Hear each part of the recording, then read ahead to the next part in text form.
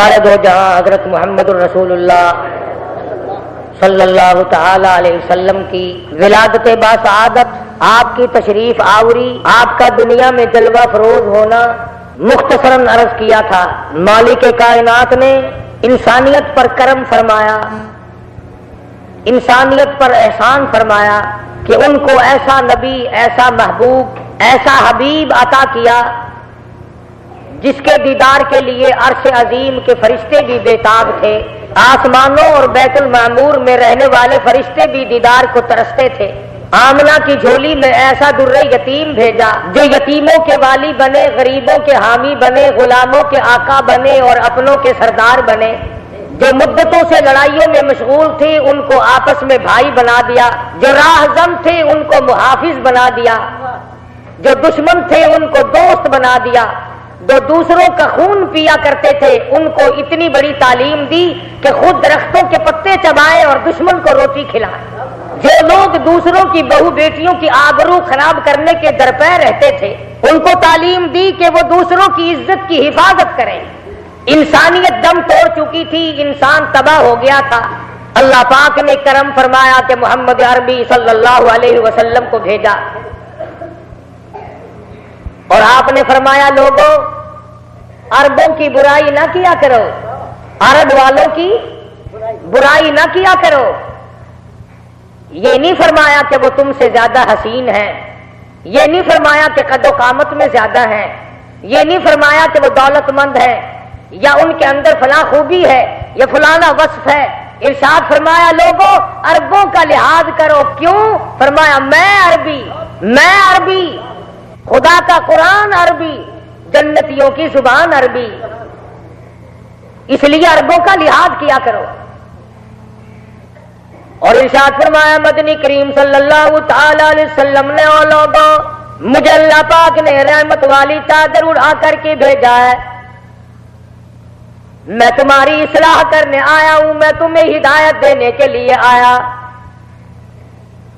گمراہی اور ضلالت سے بچانے کے لیے آیا، تاریکی اور جہالت سے بچانے کے لیے آیا، تمہیں نور نبوت کی روشنی میں لے کر تمہیں منزل مقصود تک پہنچانے آیا ہوں۔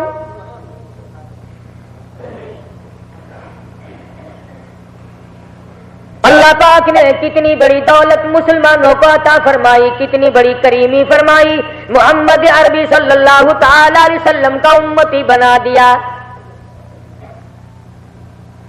ایسا نبی جو قرآن لے کر آیا، ایمان لے کر آیا، اسلام لے کر آیا۔ خداوند کریم نے انبیاء متحدہ بلایا، تمام انبیاء کرام کو اکٹھا فرمایا، رسولوں کو اکٹھا فرمایا، پیغمبروں کو اکٹھا فرما لیا، تمام کو جمع کر لیا، انبیاء متحدہ بلایا، انبیاء کرام کا اجلاس بلایا، آدم علیہ السلام سے لے کر محمد عربی صلی اللہ علیہ وسلم کی تمام انبیاء کی، رسولوں کی، پیغمبروں کی روحوں کو جمع فرما لیا۔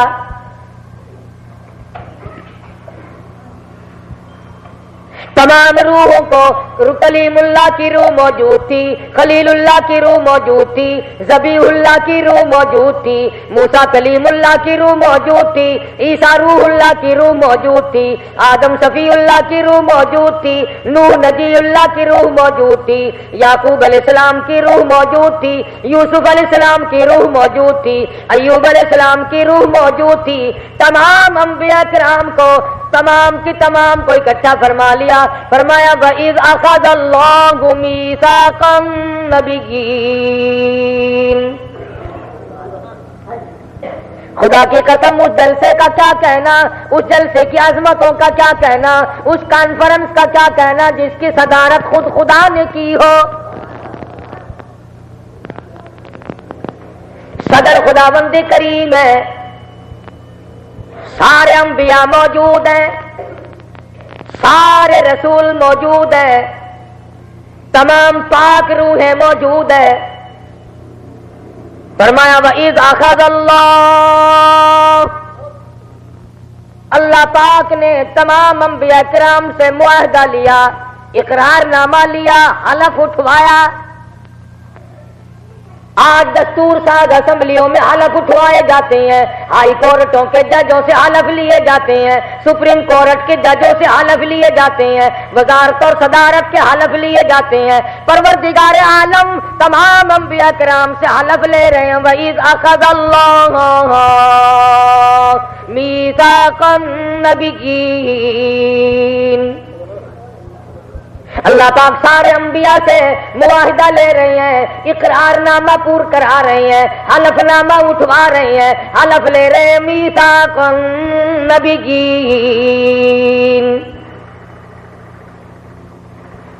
لما آتیتکم من کتاب و حکمہ،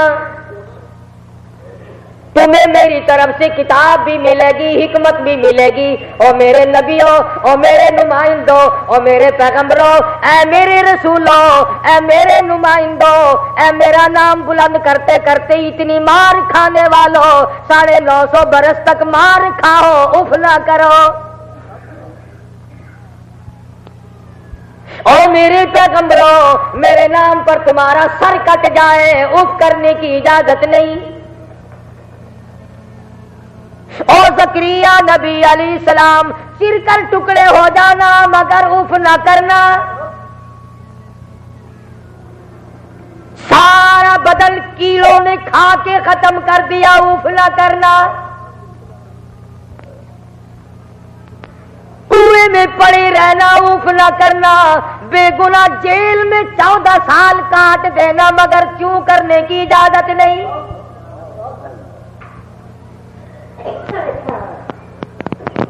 وَإِذْ أَخَذَ اللَّهُ مِيثَاقَ النَّبِيِّينَ،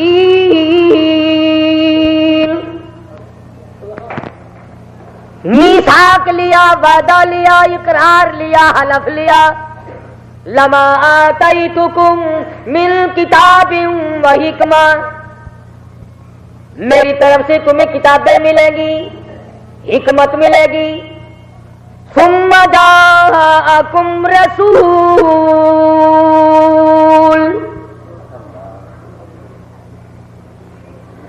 حلف نامہ پہلے اٹھوایا، اقرار نامہ پہلے پر کرا لیا،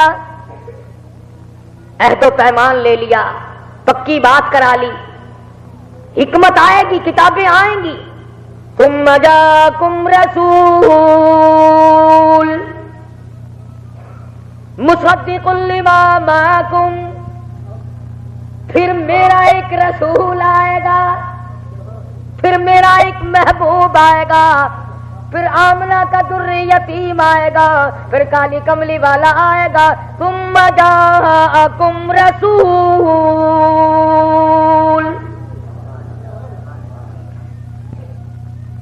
مصدق لما معکم، تمہاری کتابوں کی، نبوتوں کی تصدیق کرے گا۔ لَتُؤْمِنُنَّ بِهِ وَلَتَنصُرُنَّهُ،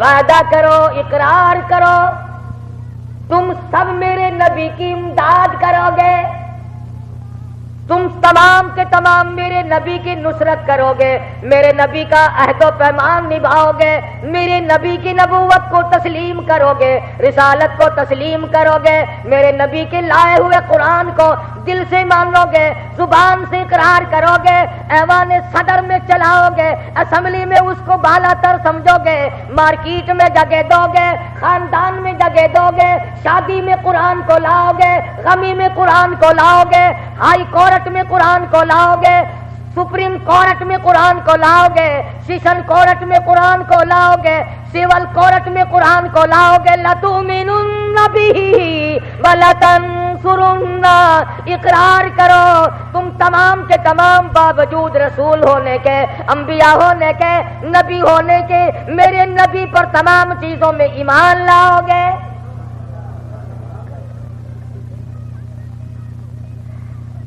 پتہ چلا اللہ اللہ میاں نے عالم ارواح میں انبیاء کرام سے وعدے لیے، اقرار لیے، وعدے لیے، عہد و پیمان لیے۔ جس خدا نے جس نبی کے قانون کے لیے، جس نبی کی عظمتوں کے لیے، جس نبی کے نظام مصطفیٰ کے لیے انبیاء سے معاہدے لیے، اور امتیوں کو کیسے اجازت ہو گئی ساری زندگی میں انگریز کے کالے قانون چلائے رکھو۔ قرآن کریم ہے، یہ تیسرا سپارہ ہے، اس میں یہ آیت میں یہ کہیں نہیں ہے کہ جس دن میرے نبی کی پیدائش کا دن آئے تم روشنی کرنا، تم جلوس نکالنا، تم ڈھول بجانا، باجے بجانا، یہ کہیں نہیں ہے۔ لَتُؤْمِنُنَّ بِهِ، ایمان لاؤ۔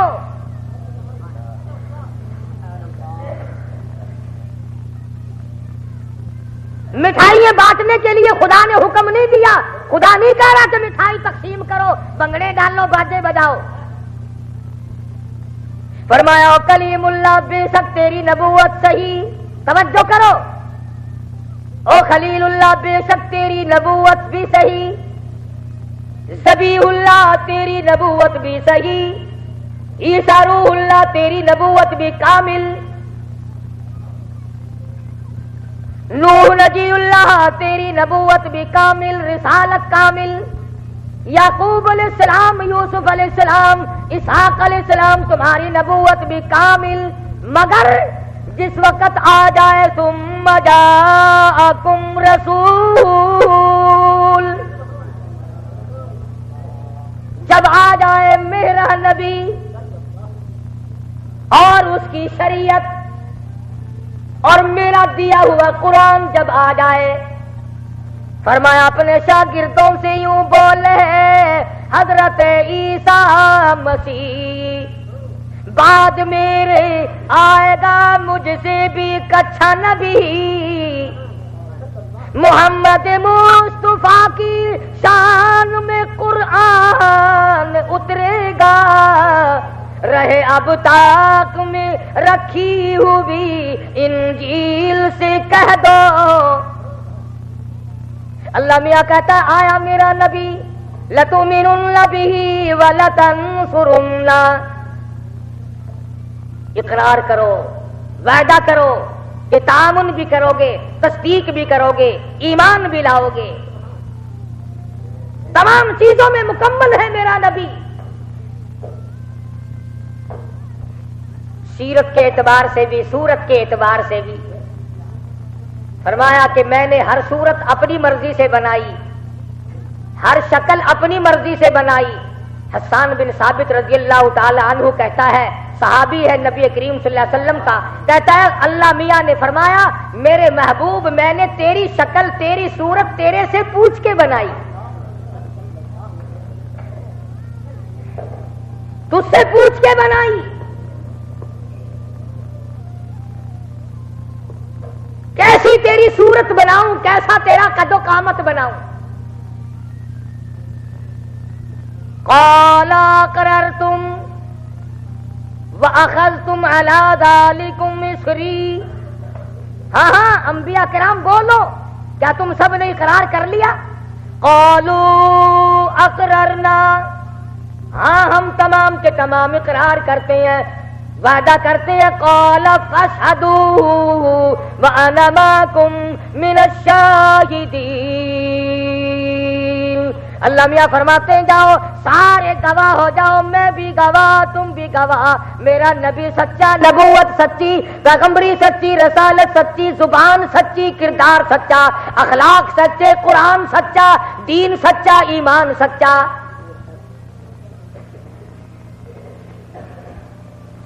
دنیا کی تاریخ میں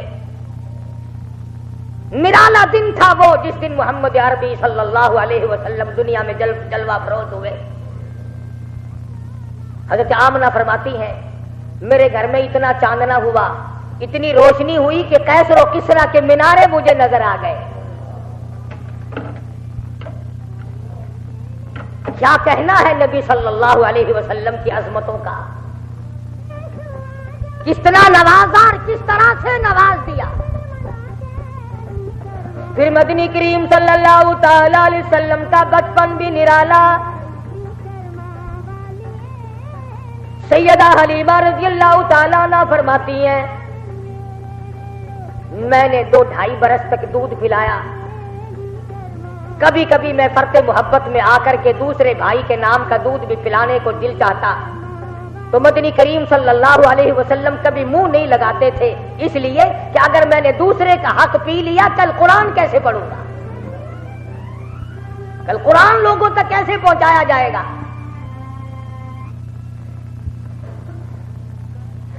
حضرت حلیمہ رضی اللہ تعالیٰ عنہ مکہ مکرمہ میں لے آئی. سیدہ آمنہ خاتون رضی اللہ تعالیٰ عنہ حضور کی والدہ گود میں اٹھا کر مدینے لے گئی. حضرت عبداللہ کا انتقال مدینے میں ہوا تھا. حضرت عبداللہ کی قبر پہ کھڑی ہے سیدہ آمنہ، رونے لگی. عبداللہ کاش تم دیکھ لیتے اللہ پاک نے تجھے کتنا حسین یتیم عطا کیا ہے. اور حضرت آمنہ روئی ہے وہاں پر کہ اتنا حسین، اتنا خوبصورت اور لاوارث، آنے والی عظمتوں والی گھڑیاں، وہ دن نرالا، وہ ساتھ نرالی، وہ ماں نرالی، وہ باپ نرالا، وہ دودھ پلانے والی نرالی، جنہوں نے نبی کو گود میں کھلایا وہ عورتیں نرالی، وہ لڑکیاں نرالی، وہ چچا نرالے جنہوں نے پیشانیوں پہ بوسے دیے. اور خدا کی قسم کتنے ذلیل ہوئے وہ لوگ جنہوں نے پیشانی نبوت کی پتھر مار مار کر زخمی کر دی.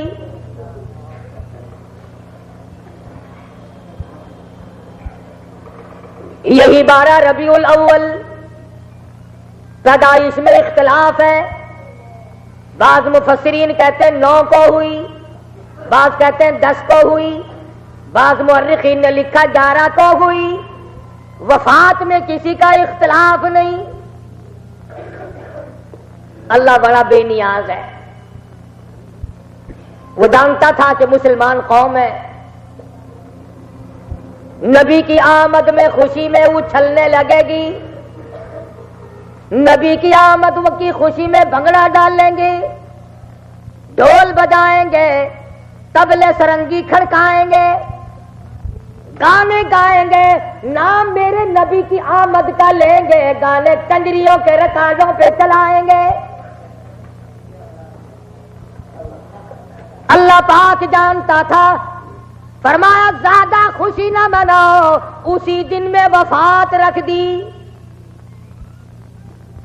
نبی صلی اللہ علیہ وسلم کی آمد کی خوشی کرنے لگو تو وفات کا غم سامنے آ جائے، اور غم میں نڈال ہونے لگو آمد کی خوشی سامنے آ جائے. کتنا بڑا حکمتوں والا ہے وہ خدا، وہی تاریخ، وہی مہینہ پیدائش کا، اور وہی مہینہ اور وہی تاریخ وفات کی. اس میں اللہ میاں کا راز نہیں.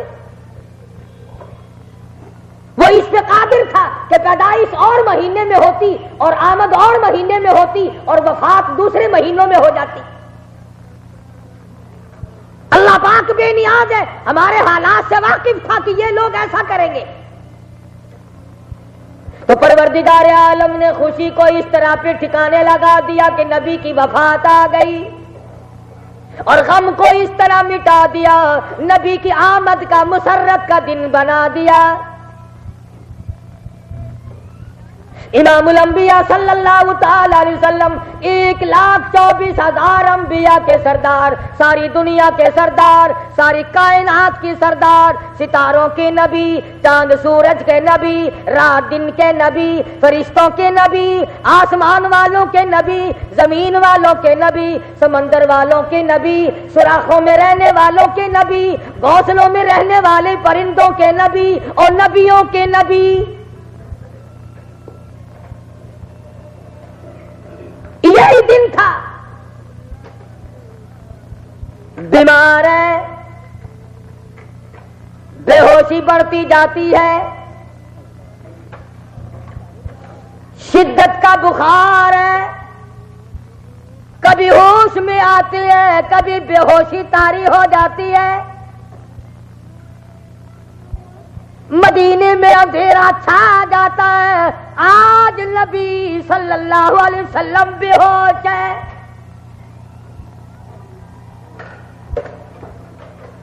تمہیں کیا معلوم اس دکھ کا ہو، کیسے پتا چلے؟ آج دنیا میں لوگوں کو بیٹے کی بے ہوشی کا پتا چلا ہوگا، اماں کو بے ہوش دیکھا ہوگا، ابا کو بے ہوش دیکھا ہوگا، بیگم بیوی کو بے ہوش دیکھا ہوگا، اپنے بھائی کو بے ہوش دیکھا ہوگا۔ خدا کی قسم جا بلال سے جا کے پوچھ، جس دن کالی کملی والے کو ہوش نہ تھا تیرا کیا حال بنا؟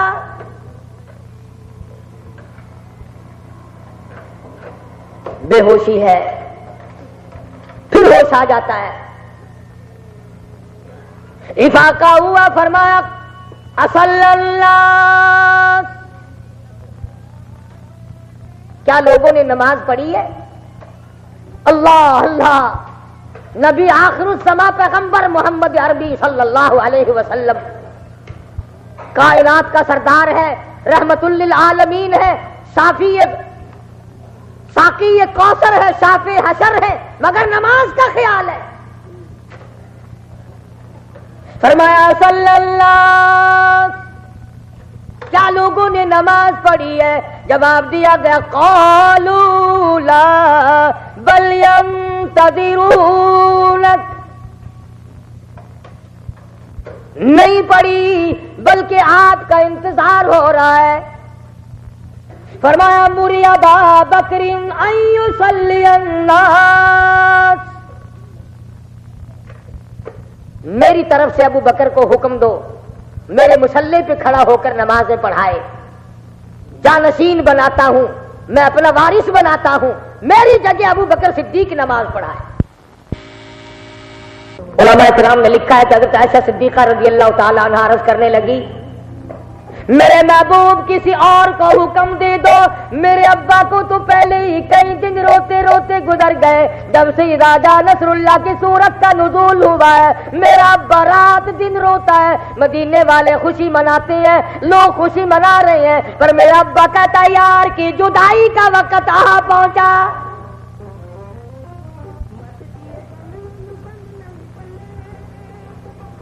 فرمایا عائشہ تیرے ابا سے افضل امت میں ہے کوئی نہیں، اور کس کے ذمہ لگاؤں؟ اور کون ہے سنبھالنے والا؟